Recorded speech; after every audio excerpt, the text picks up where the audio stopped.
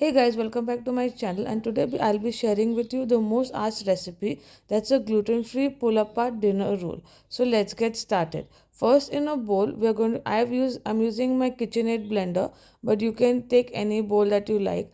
I'm adding all the dry ingredients into the bowl, and then we're going to add the warm water. So for the dry ingredients, I have used my gluten-free flour. So I've taken rice flour, corn flour.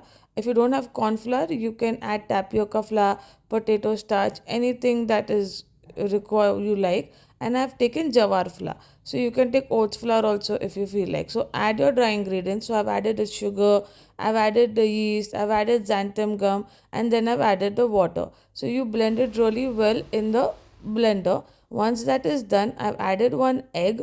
Then I've added a little bit of vinegar and 2 tablespoons of butter. If you don't want to use butter, you can use oil. You can even take melted butter if you feel like. So blend everything really well.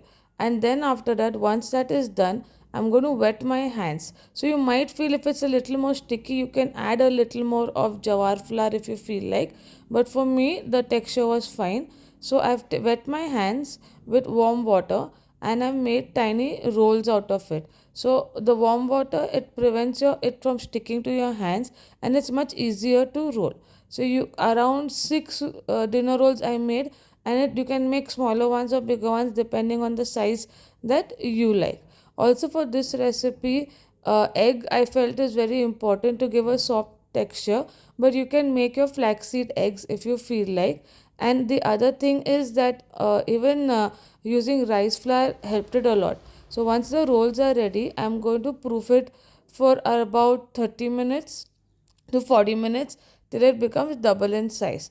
And then I have milk wash it, and then I'm going to bake it again till 30 minutes till you can see that it's brown in color.